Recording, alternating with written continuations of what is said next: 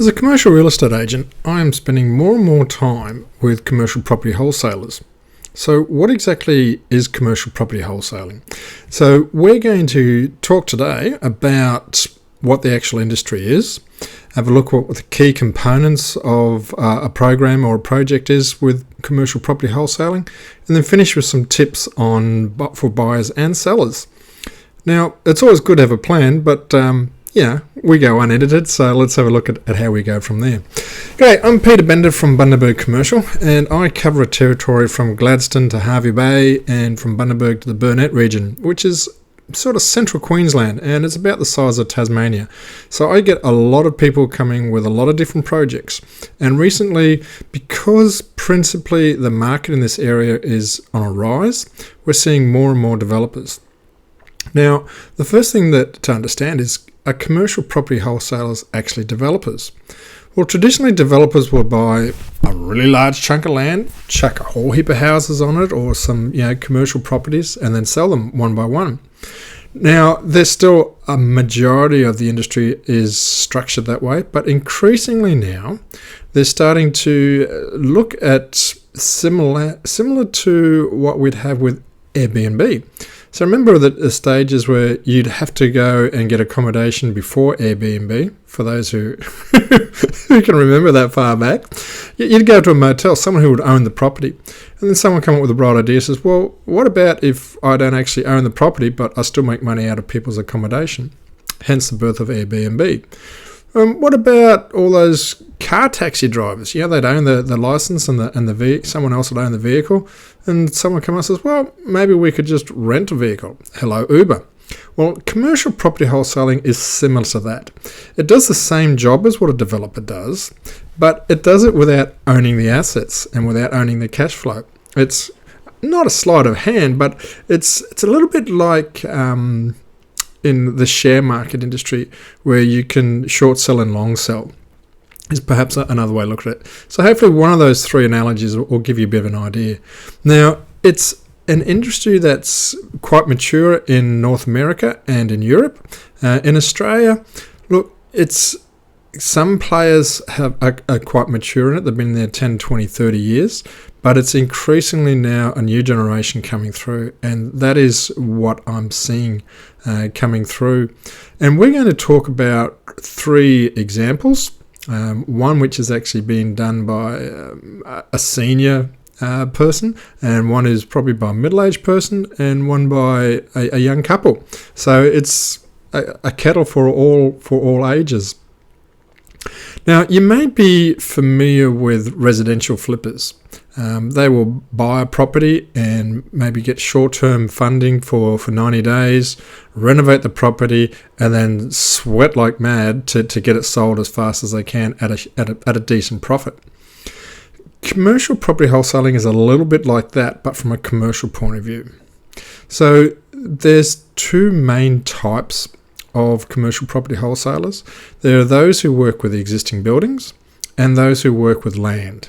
So I will give examples on both of those, but just to give you an idea that's what we've got available through there. The other thing that you recognise is these people tend to do it by bulk. That's why it's in regards to wholesaling rather than retailing. They will often have multiple projects on hand, or they do one project at a time and keep a very narrow window between projects. So it pretty much is a wholesale arrangement rather than a one-off retail arrangement. All right, the first one I'm going to have a look at is we're going to talk about a property that I have at Hervey Bay. Now, it's a big bopper of an industrial shed, and we had some commercial property wholesalers having a look at it, and the idea of what they were going to do is they were going to renovate the property and then sell it on. So it's all about flipping the properties. Now, the key component is you needed to get some tenants and pre-forecast the amount of funds that you can get from the leases. And it's all a matter of timing. Timing is so critical.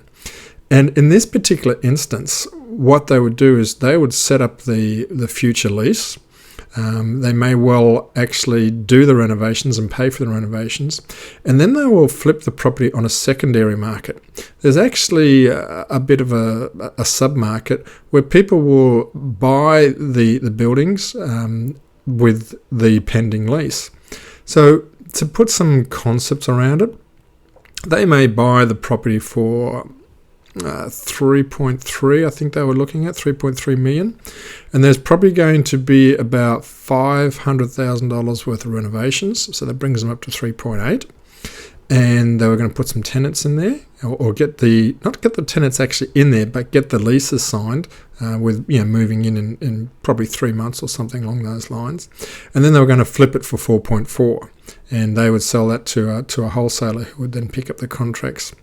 Now, it's a legal difficulty. So what actually happens is when the person who owns land gets paid, they actually get paid when the secondary market owner completes the contract.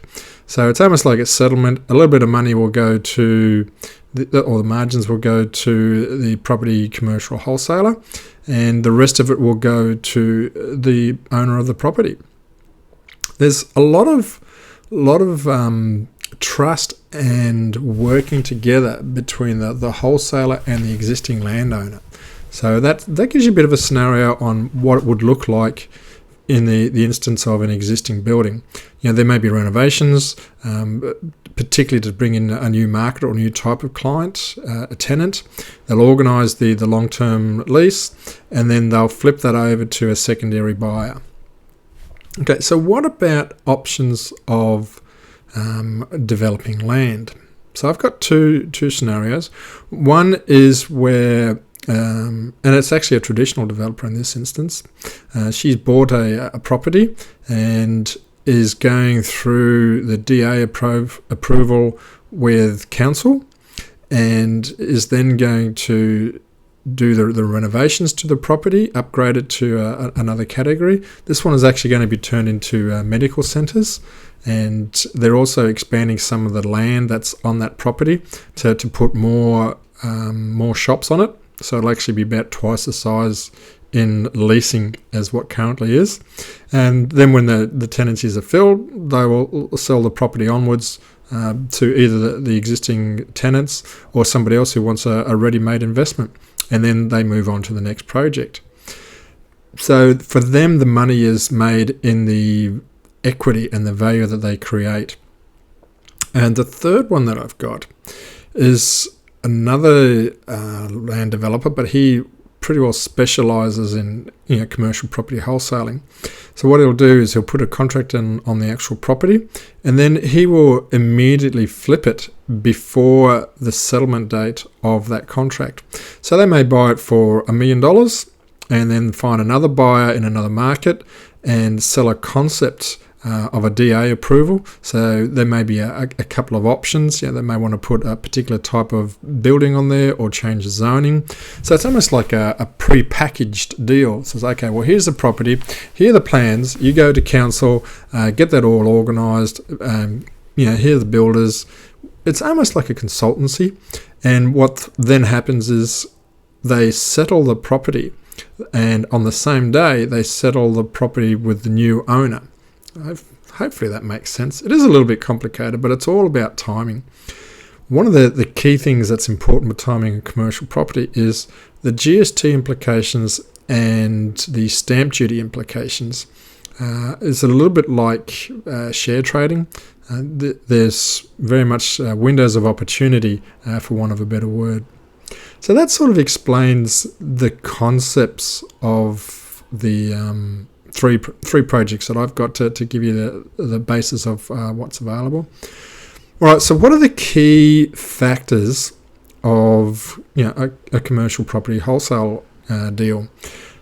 Small deposits is one of the big aspects because it's all about holding cash. Developers normally are notorious for offering low prices and tiny deposits, and that's because they have quite often they're very long project times, and they don't want to be tying up cash for a long time.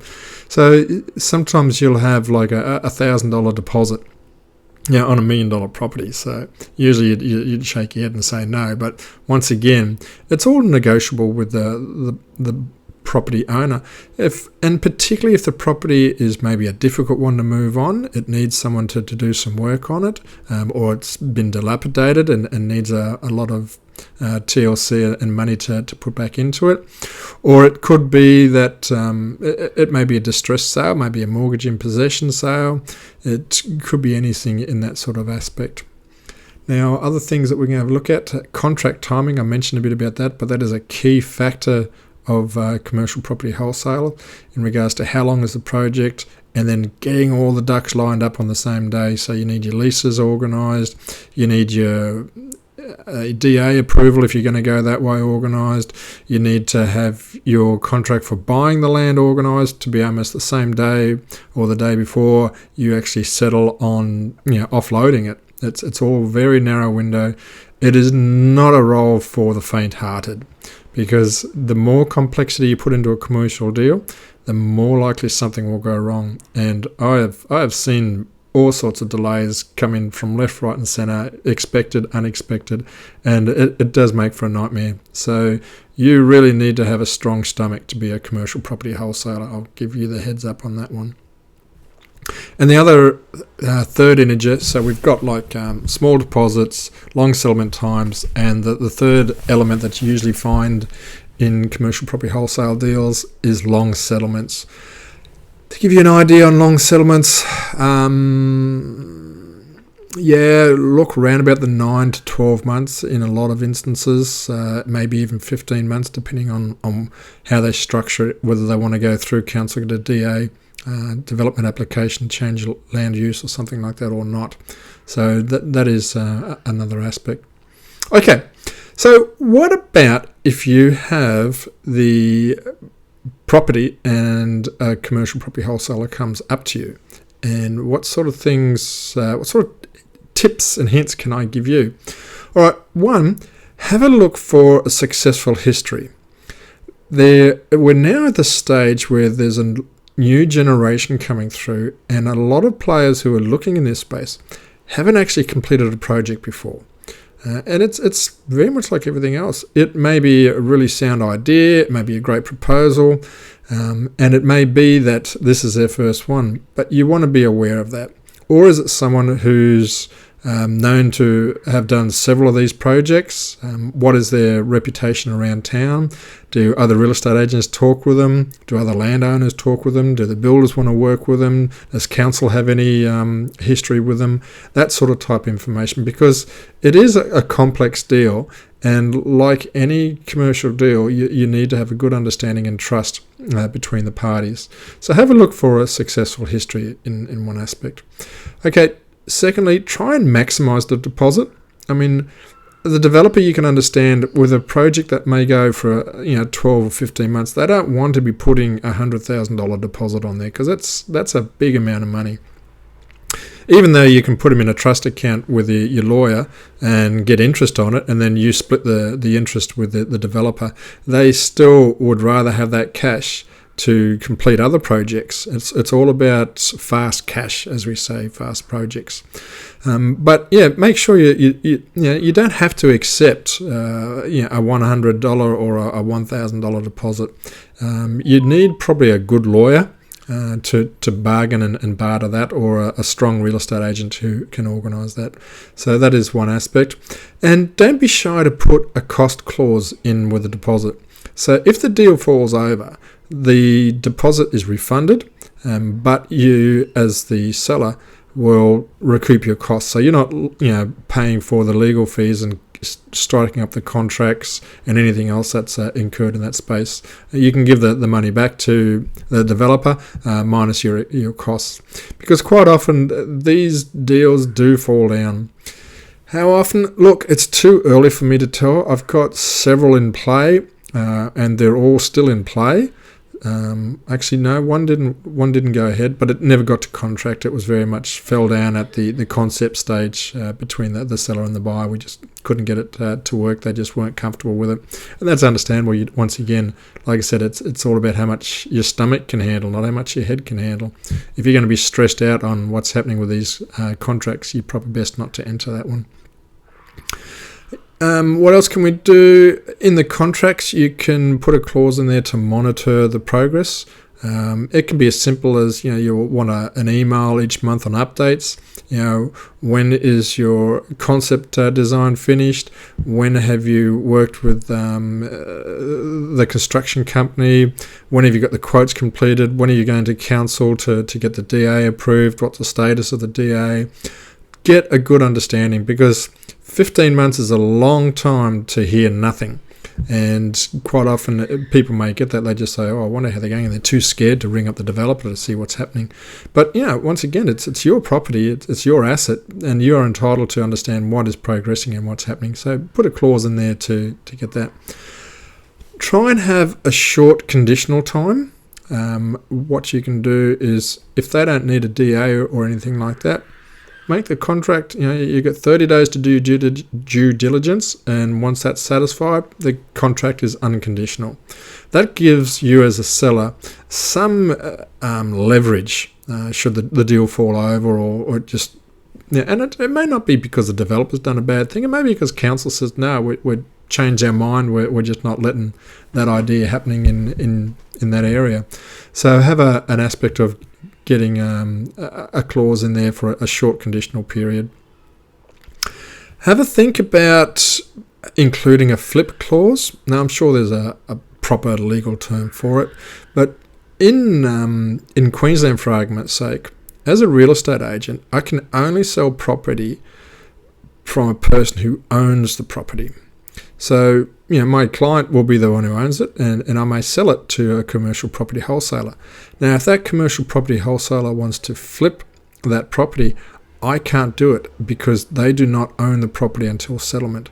Now, there are ways around it. It's probably not the right thing, but there are avenues available for commercial property wholesalers to flip a project. But if you're a real estate agent, realise the Property Occupations Act does not allow that to happen. So be cautious of that one. Flip clause. And look, similar to when you buy a house, don't let the new person do any works until they own the property.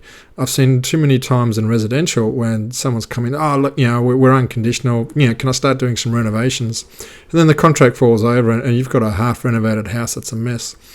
The same risk applies to commercial properties. So make sure that you ensure a clause in there. They can do measurements because they'll need it for builders and stuff, but don't do anything that's going to change the face of the value of your property.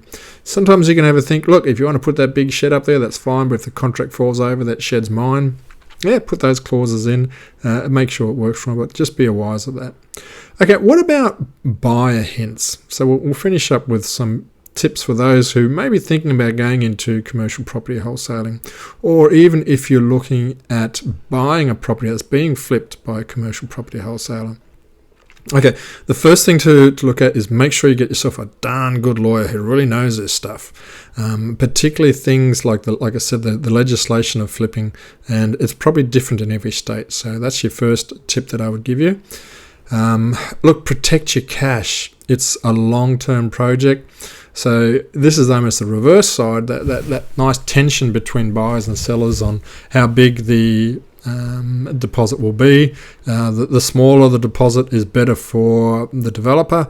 The higher the deposit is better for the seller. And that's where you can, that's where the real estate agent does a lot of work. And sometimes even it's just between the lawyers to sort out through there. Once again, that also goes down to the reputation of the commercial property wholesaler.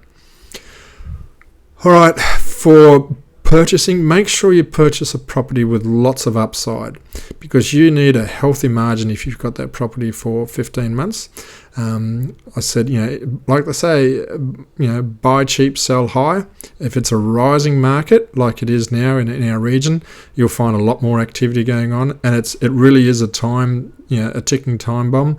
The developers are coming in. I haven't got any land left. It's all purchased. A lot, actually, pretty well. Almost all my land is now with commercial property wholesalers. So that shows you what they're thinking of the region that I'm working in. It's a time of high rising costs, and it's market. You need to be able to, in a rising market, is there demand for investors to come through. The final thing is, if you're looking to get in that, is it's all about speed. It's the speed of the DA, it's the speed of the resale, it's the speed of the leasing. So the professionals have got teams in place, and they almost have kits and processes in place where as soon as that contract's signed, they've got wheels spinning at high speed, and it really is a case of speed. Right, look, it's really exciting from a commercial property industry sort of space. It's always great to see new players coming in with new ideas. We've seen how Uber and Air BnB have revolutionised the world. And commercial property wholesalers, they, I think, are good for the industry because they will quite often sink money in and make old projects, old suburbs, old industrial sheds, old factories. They have the passion and capability to change the face of commercial property, which has got to be good. Good for investors, good for sellers, and good for commercial real estate agents. So they're my thoughts. If you haven't already done so, hit like, because that means that you'll get some more videos like this. All right, take care and God bless.